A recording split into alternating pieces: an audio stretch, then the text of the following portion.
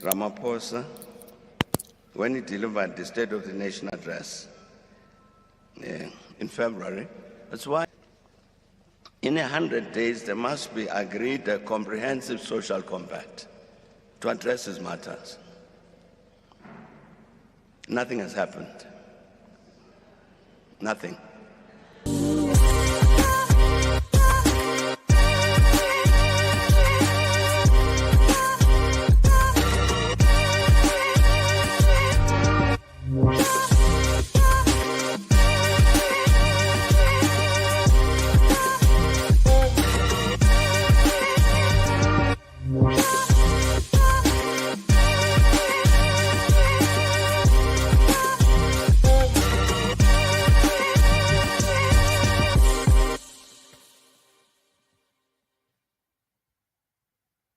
Hey, how's it, guys? Welcome back to Freedom FANatics, where your freedom is worth fighting for. As always, I'm joined by my esteemed colleagues Tiago and Sholin. Boyson today is coming in with some formal terminology today because we're discussing some very serious matters. Of course, guys, remember to follow us at Badge of Liberty, subscribe and like this show.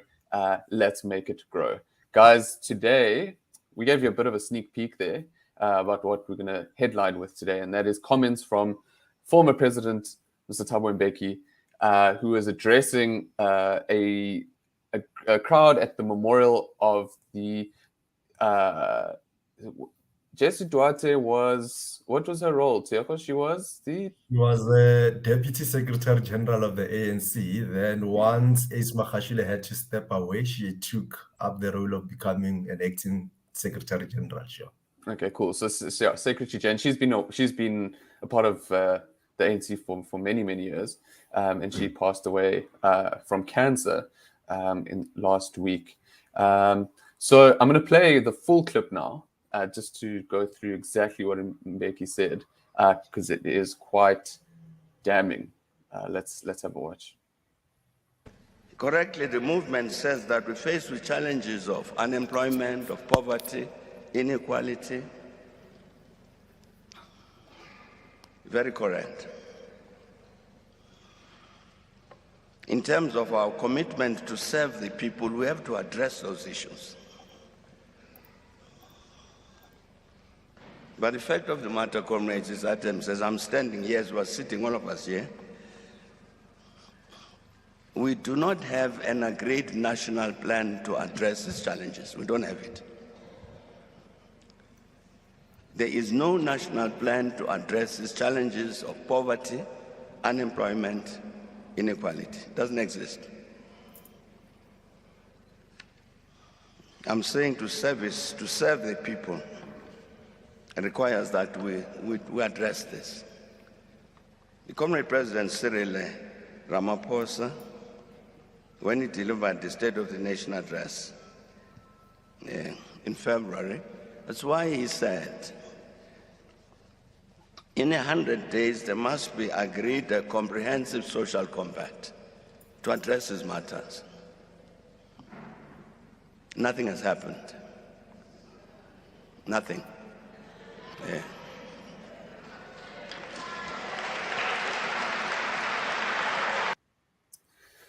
So there we have it. Nothing has happened. Tiago, your thoughts? Nothing has happened indeed. I remember quite well Cyril Ramaphosa mentioning that he is bringing in some business person into his office earlier this year. And within 100 days, they would indeed come up with a social compact plan of how South Africa can be taken forward, right?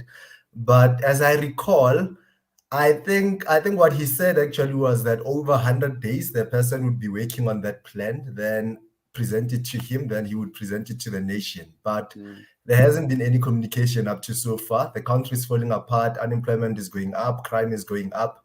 Really, we are heading into a disaster, and the country does seem to be on autopilot, on an autopilot mood, like Thabo Mbeki did mention part of that speech. So he's very much correct.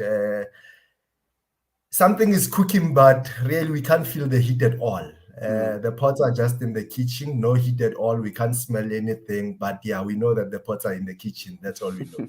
I think the pots are cooking on the tires that are burning in the streets of Durban at the moment.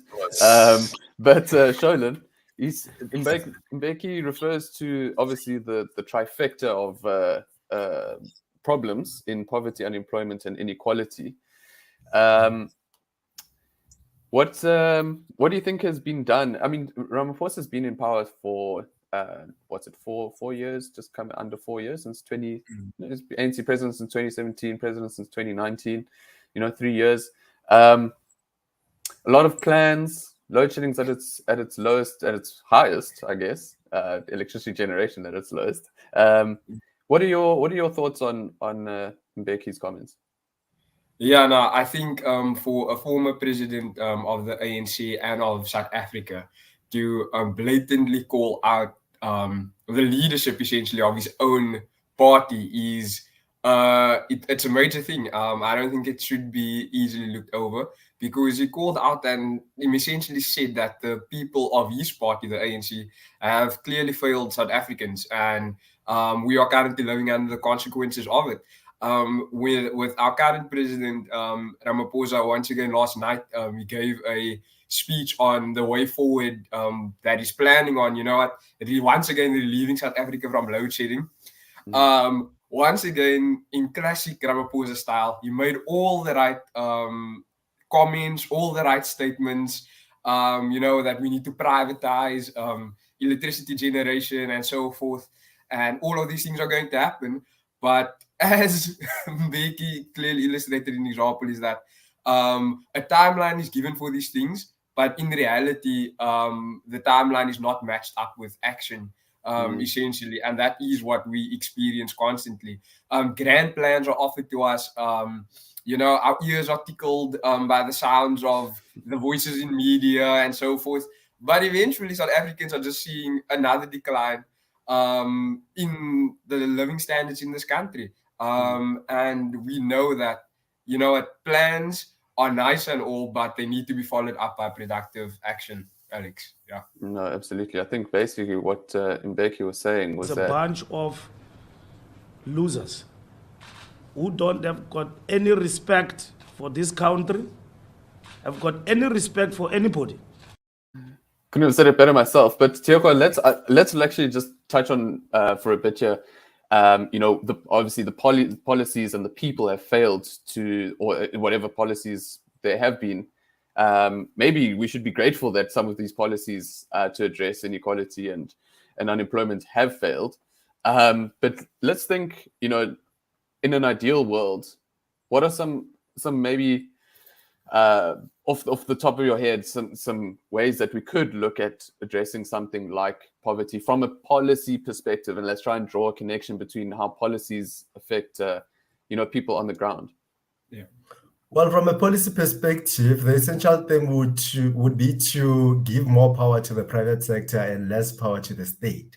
So whatever policies you come up with must be policies that speak to that, and policies that afford opportunities to everyone in the country beyond racial classifications, beyond gender classifications and stuff of that nature. So you'd get rid of BE, for example. Instead of empowering people with jobs, you would empower them with knowledge and skills, and then they have to compete with everyone else for jobs. Then you get to have the most competent people working in the government, regardless of race, regardless of gender.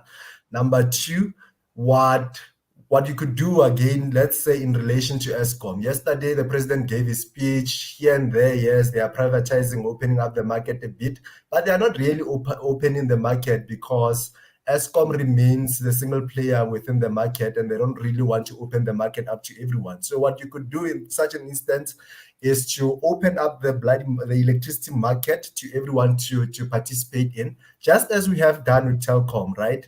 You have Telkom as a state-owned company that's competing with your MTNs, that's competing with your Vodacoms, that's competing with everyone else.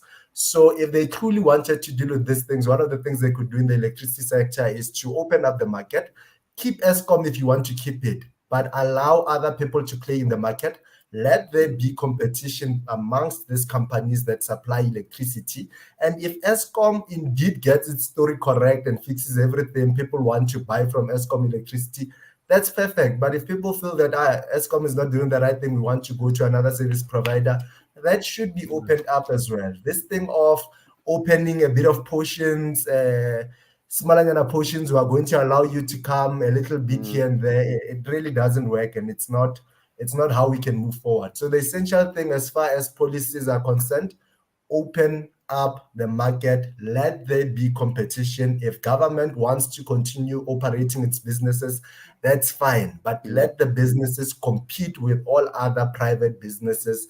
That's perfectly fine. That will motivate Eskom and other public institutions to get their story correct and start working hard as well, because then they'll be competing with other people who are doing their job correctly. Yeah.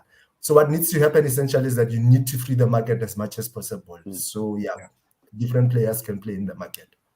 Absolutely. I mean, Sholin, that's obviously I think is specifically from an energy perspective, and that's what's really topical at the moment following President Ramaphosa's address last night. But for you, Sholin, any other thoughts on policy directions or programs we could implement? Maybe we can start get people thinking, maybe a post 2024 world, what kind of policies can people sort of look to support to overcome these issues? Yeah, like even the issue Diego just mentioned, or whether it's incompetence in our major governmental institutions or state institutions, at its core, there is a skills deficit, I think. People are clearly just not capable of running these institutions effectively. And one of the ways I think, and it's probably the most crucial one for me, is when it comes down to education. Because if you do not have an educated population, how can you expect any of them to have the necessary skills or whatever the case may be to actually keep this country running, functioning?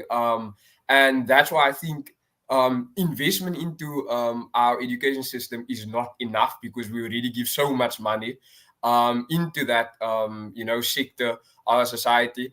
But something that like the Institute of Racial Relations suggests is that we should actually follow a policy called the school voucher system, where we actually, instead of funding being disappearing in through the bureaucratic channels and through the education department, and money just going all the way missing, we should actually instead be giving funds in the form of vouchers to families, where families have the ability to choose schools where they want to send their kids, schools that are not breaking apart and falling like Diomaka with infrastructure, but actually to private institutions, private schools who have actually shown that, they are cost effective.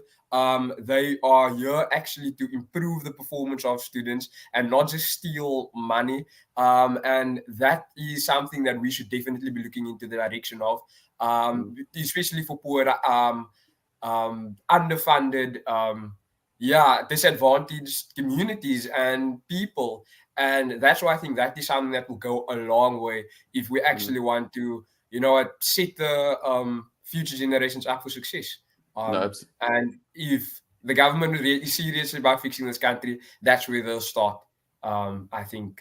No, absolutely. And I think, as we saw last week with that clip from the ANC's Gauteng conference, provincial conference, where they literally said in their own words that they're here to chow, and they're losing out with every metro they're losing more and more billions to further their national democratic revolution of taking South Africa into delightful socialist utopia. But guys, let's channel this conversation towards some fan content that our colleague Simo Zulu has written. Just some background, guys. Simo is a student at UKZN. He's a law student, and he joined us this year as an intern, and he's been writing for us quite a lot this year, and we look to working with him in the future. And he wrote this piece a couple of weeks ago, actually, a month ago, titled "South Africa's low voter turnout is no laughing matter.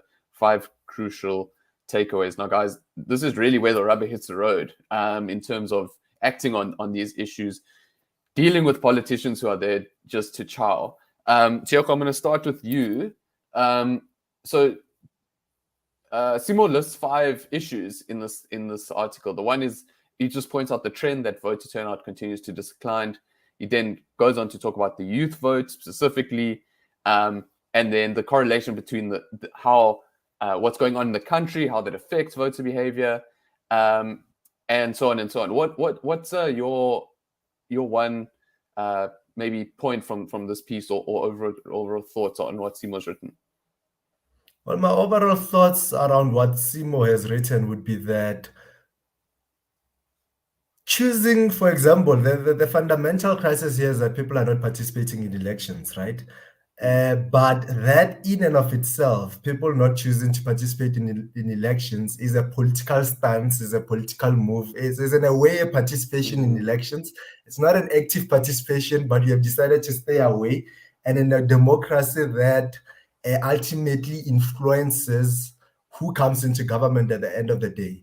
So what I would say is that I think what's essential, I think more people coming in and voting is very important, but the most essential thing would be that those, even if in their few numbers, who participate in elections should be voting for the right reasons, right?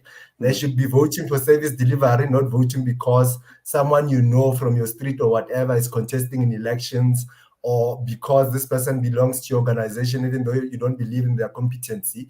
I think that, I don't think the fundamental crisis in South Africa is necessarily that people are not participating in elections, but that those who are participating are voting for people who don't necessarily have the best interest of the people in the country at heart. So that's really my general take around this, that it continues to be democracy choosing to stay away. But if you are staying away because you are unhappy with the government of the day, whether it's the Western Cape, the DA government in the Western Cape, or the ANC government at national level, or EFF government wherever they are governing, or whoever else really, not choosing to participate in those elections is in itself a participation. A stay away is in itself a participation. So we should really be concerned about those who are participating but voting for people who don't have the best interest of the people at heart. That's sure. my general takeaway. No, I think political parties have a lot of. I think next year is going to be an interesting year. There's a lot of ground to be covered by political parties next year. But Sholin, the one thing I just want to touch on here is just the clear, like how as Tioko says, not voting is also a vote. But I think there's also this, as Simo points out in his article, he says that people not vote is the dominant idea in their minds, is that there's nothing will change. What good is my vote? Do you think that's, I think especially among people in our age demographic, that's quite a pervasive idea. What are your thoughts around that? Yeah, Alex, if you can maybe just bring up the article real quick. Under point number 2, you raised an important point just there now. If I remember correctly, Simo in the article he states that between the ages of 18 and 20, those are the people aged between 18 and 20 have the lowest voter turnout of all the age groups in the country. My scary concern for me there is that what if everybody up beyond those ages are no longer here with us, and the seniors, the adults in the room, are going to be our 18 to 28-year-olds, and we are not the ones engaging in our political process, and we're leaving it up to all of the hyenas and those, as Diego likes to mention, those who like to chow, are the ones in control of our purse strings. That is a rather scary future to envision for this country. And I think that, this eventually going to reach a point where our current 18 to 20 to 30-year-olds are going to be the decision makers in this country. We are going to be the ones who, determine the success or the failure of this country. And we are going to have to sit with the consequences of the people making the decisions right now.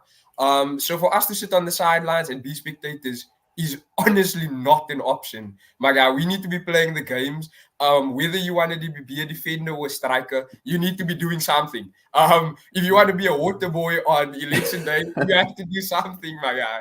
And I think that's a really important direction for us to follow, because I really do not see South Africa where that's sustainable, that's a success without our youth right now. And if we really want to make sure that this country is progressing in a proper direction, we need to step up to the plate. No, absolutely. And I think also that, we often hear, we get preached at this idea that, you're the leaders of tomorrow. Yeah. Leaders aside, you're also going to probably want to raise a family or at least grow old. Just think about what kind of society you want to, if you want to actually have a say in that future, Sholin. You want the job opportunity one day once you're done with school. When you want an opportunity for proper education.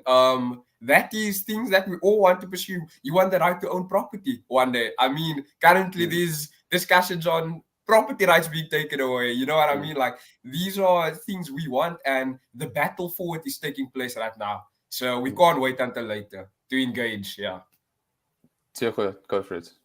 Yeah, no, I was just about to say that for me, I think the most crucial thing for me is that I'd love to see a South Africa whereby people who vote for the right reasons really do participate in elections. It could be that someone could be 18, between the ages of 18 and 20, participate in elections, but really assist in bringing a trashy government into place. I mean, as Sholin was speaking now, I was reflecting and thinking about myself at the age of 18 and who I would have probably voted for at that age.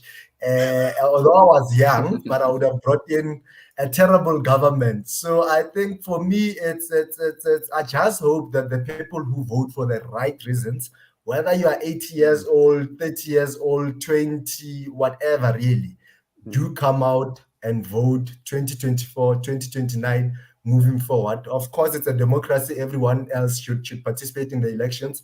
But the question of youngness for me is not at the center of everything, because young people could be young and very irresponsible with their votes. So I do hope that those who are voting for the right reasons, service delivery, who can identify who the best people who can deliver services to us are, do participate, whether they are 80 years old, 60 years old. And I hope, and I shouldn't be saying this, of course, I hope that those who are young, who are going to bring us a trashy government, if they want to stay away, that's good for the country and its future. That's my general take around the matter, really, that we really need for responsible people who understand why voting is important, who understand how voting links to service delivery, how it links to us having economic growth, having jobs in the country, how all of that links, do participate in elections moving forward. Sure. Yeah, for sure. No, I think that's spot on. And I think we speak of chowing at the moment. We're chowing into Mbali's time for burning questions. But before I hand over to her, I just want to share some good news. Got to end off on a good note. And that is Banyana won the Women's African Cup of Nations on the weekend, which is great stuff, leading by example. So let's just have a quick squiz at some of the scenes from the weekend. Dlamini is there as well. The CAF president, Dr. Patrice Motsepe, is inviting the other dignitaries, including Fatma Samora, the first General Secretary of FIFA, Secretary General of FIFA from Africa. Trophy presented to South Africa. Their character so severely tested, through guts they have achieved glory. Your champions of the Women's African Cup of Nations, Morocco 2022, South Africa.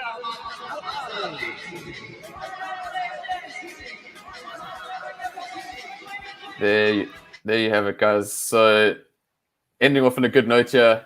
And on that note, let us dive into burning questions with Mbali.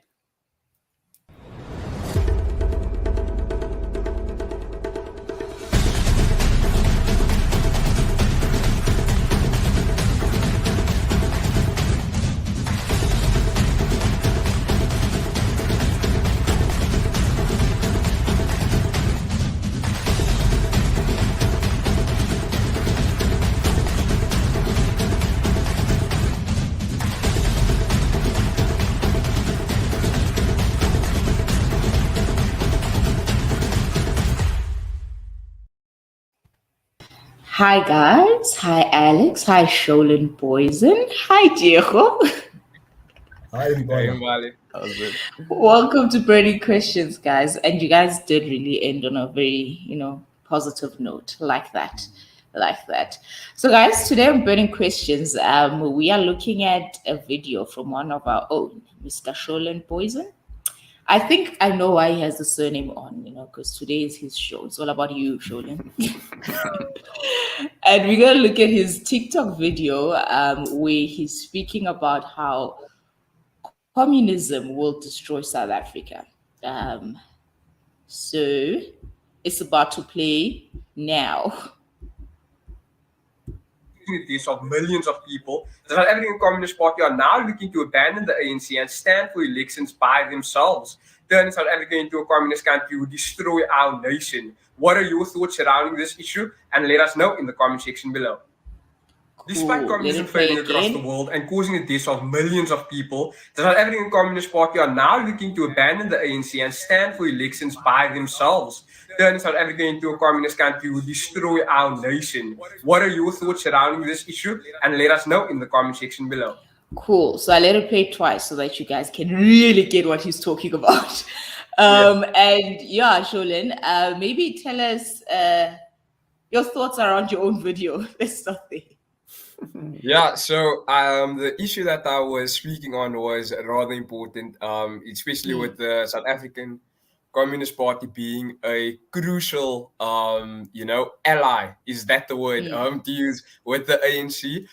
They have influenced the ANC's internal politics, policy direction, decision making of the ANC, as we've seen across like our democracy and even before then as well.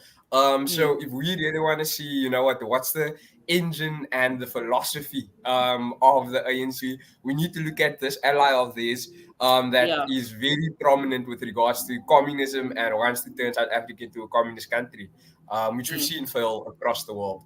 I do not want to live in Venezuela or Cuba or North Korea, guys. I don't know about you, but yeah, I like my freedom a lot.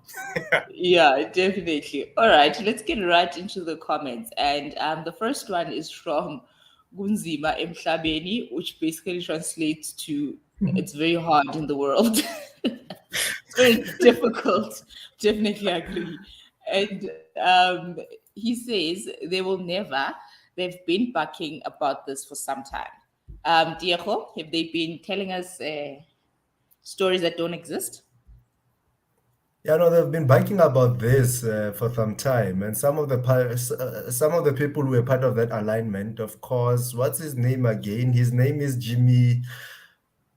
Well, I forgot Jim, Ivan Jim. People like Ivan Jim did participate in elections as a communist party, and they failed terribly in all elections that they participated in.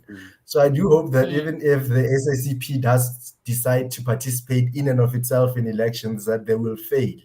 But really, they will fail because they have nothing to offer really at this point. All that South African communists really have to offer at this point are dividing racial statements, dividing gender statements, nonsensical labor laws and stuff of that nature. I don't think that the majority of South Africans will be in support of them, even if they were to contest for elections. I think that the majority of South Africans are really, the silent majority really subscribes to what we subscribe to, classical liberalism, although they may not know it, that it's classical liberalism directly, but the principles and values that the majority of South Africans hold really align with classical liberalism, our country's constitution, and stuff of that nature, whereas communism really doesn't align with our country's constitution, because communists want to control, look at people as groups, whereas the constitution looks at people as individuals who can make contributions at an individual level. So I don't think that they would succeed in South Africa, at least not at this point in time. With everything falling apart, I think that South Africans are waking up little and little and do want to have a state that will give them more freedom, as opposed to a state that will take their freedom away as individuals. So they can participate. I don't think they'll be successful. If anything, they'll divide the ANC's votes, which would be great, because then it will open up the political market to other parties to gain votes and get us closer to a coalition government. So if they do go for it, very good. Let them do it. Divide ANC votes. Great. Bring usher in a new government in 2024, 2029. Sure. Amazeballs. I hope they heard that. Go for it, guys. Full support. I think that's what Clemens is saying in the comments as well. That kind of spot on. Definitely. And then Paul says it feels like we're in a communist state. Alex, does it feel like you're in a okay? Are you in a communist state? Damn. You're in a different. Okay, pretend as if you're with us. No, absolutely. So I mean, there's certainly whiffs of it in South Africa for sure. Yeah. And I think this is an important point, and I think it's something that it's maybe that a lot of youngsters don't understand. It's quite nitty-gritty politics, but like how the tripartite alliance sort of governs the country. It's a combination of COSATU, the SACP, and the ANC. So, and then like we discussed last week on Freedom FANatics, how the ANC basically uses the state coffers to fund their national democratic revolution. That in itself is a communist document. It's a manifesto in essence. And so that's the nirvana that we are being taken to. And that's when you start seeing like these kind of policies, like something like, for example, a high minimum wage, those kind of things. They might not think it, but that's sort of slowly leading you down the path. ESCOM, these state-run enterprises without opening the market, expropriation without compensation, proposals for a national health insurance. These are all socialist and communist ideas. So I totally agree with Paul. She's not wrong. Yeah, definitely. And Patty has gone. Dottie says, let me know when I must take over. Maybe I think they will lead us. Patty will lead us to greener pastures. Please. We need you now, Patty. And Rian says, isn't China communist, and isn't that the reason for their wealth? Sholin? Sure, that's actually a difficult one to tackle, and we need a whole episode for that. But what I will say on this is that China is a communist state ideologically, but in practice, we actually see that they practice some form of state capitalism, where they try to centralize the economic operations of the country. And you know what? Achieving wealth, as we know, you can achieve. A lot of the ANC members, they achieve wealth, but the way they do it is not sustainable. It's not ethical in my view, at least. And what we see in China is that the people who actually do have wealth, you want to know what it is? It's actually the Communist Party leaders. Ordinary people that are living in what we would call townships are not experiencing any of that wealth that they supposedly generate. And one thing that you also need to be careful in with communism is that communism has this trade-off with it, or like, look here, we can give you this utopia, as Alex was speaking of, like we can give you this utopia where everything is perfect. But in order for you to get this utopia, you have to give off all your freedoms. You need to sacrifice your ability to lead your own life. And something that we see practically playing out in China is where they have this surveillance state, where everything you do is monitored by the government. Everything that you decide, every transaction that you make, they want to be in control of it and give you a write-off for what you're actually able to do. And eventually you reach the point where you're North Korea, where you can't even leave the country. You have to be poor and suffering, and you can't even run away from the country. They won't even allow you to do that. So suggesting that China's wealth, in whatever case, we also need to look at the specifics of it, and the dangers that lie going in that direction. Okay, I think you've answered Rian very well. I think he'll change his mind after this. Melville Lotta says the youth of today are not stupid, and I think this is what Diego was saying earlier on, that South Africans are actually, their minds are changing slowly but surely, and I hope 2024 will see something new. Someone says define communism. Alex, would you mind defining communism for them? Sure.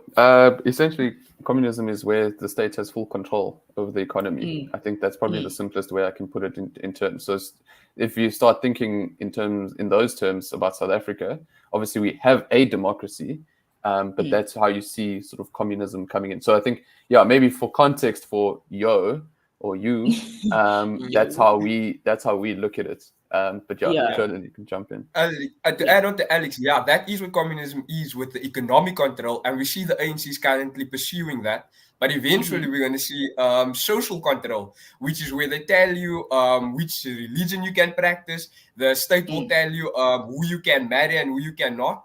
They will also probably tell you, like in China, where they tell you how many kids you are allowed to have. So I think that will help South Africa a bit. We're told how many kids we should have. Mbali, That will be a start. But that's essentially the dangerous path where communism goes. It goes from economic control, and eventually you get social control as well. And that is very reminiscent of apartheid days, if you actually think about it. Definitely. Mr. Diego, user 83 blah blah blah says communism doesn't destroy government. Anti-communism does.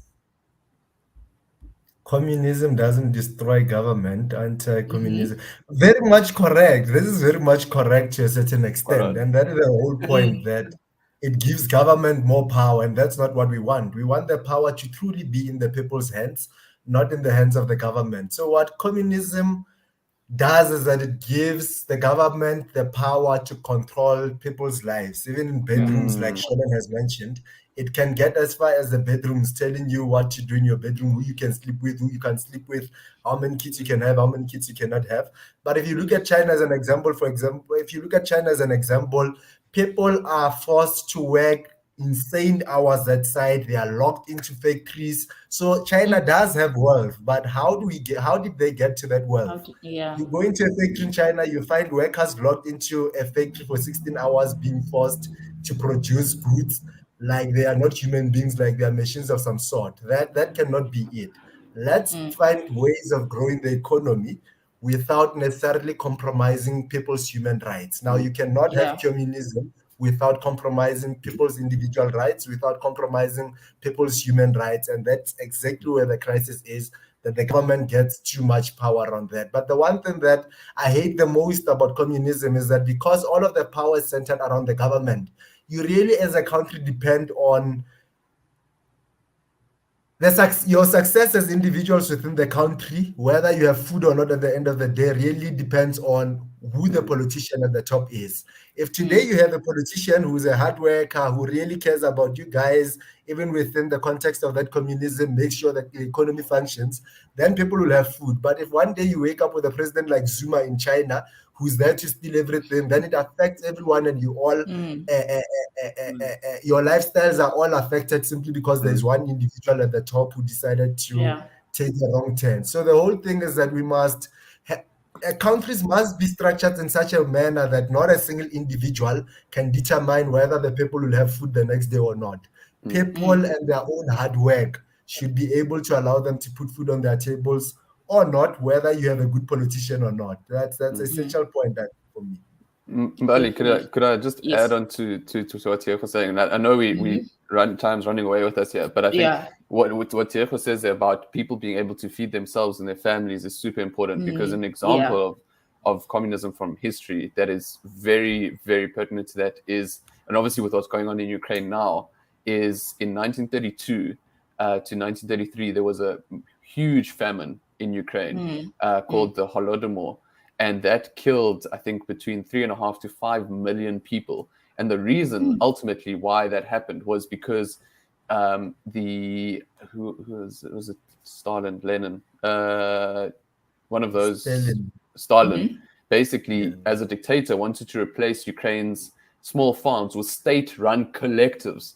And we hear the word collective very often in South African jargon, and punish independent-minded Ukrainians who pose a threat to his totalitarian authority. So we've got to look at history when we start flirting with these very, very dangerous ideas. Yeah, no, definitely. And yet, Yes, if I may just say it, and yet you have so many young people in South Africa who celebrate Stalin. You go into the African National Congress Youth, there's a lady called Klangi. I think she might be contesting to become the next ANC youth president. And they call her Comrade Stalin. She's always wearing a Stalin hat, always wearing a hat with, who's the former president of Cuba again? Well, I forgot what his name. Chavez. Such people. Yeah, such people did. Castro, I think. Yeah, Fidel Castro, and Che Gavo, or whoever they call him, really. You have such people who are celebrating these people who think these are revolutionaries and stuff of that nature. And it links back to that point I made, that being youth does not necessarily entail that you are progressive. Some people like these ones, like your Tangis and your Malaika Azanias, your Andile Mkatamas, people who celebrate such people, there's a lot of them really in the country, are young but not progressive at all. So yeah, I think that's the danger of us necessarily thinking that young people are progressive. And yeah, we need to prioritize these particular principles and values rather than age and stuff of that nature. Sure. Cool. Sholan, any last thoughts before we end up? No, I will absolutely just agree with what who says there. I know we're out of time, but I would rather want my success and my country to be based on freedom and liberty than for it to be based on us being slaves to a communist government. And the options here are really clear. So if anybody suggests anything to you that, you know what, you should know, we need to give more government control about what we do in a private and in the public sphere. If anybody suggests that the state should interfere in those type of things, that is going in the direction of a dangerous state control. And everything that we do, everything we should champion for, every party that we should vote for, most importantly, should champion the freedom of the individual. And that's just the last thought from you, Mbali. Definitely. That was a nice closing show. Thank you so much, guys. And do remember to follow us on all social media platforms at Badger of Liberty. And yeah, guys, we appreciate you interacting with our content. And yeah, keep going. Let's keep these conversations going. Thank you.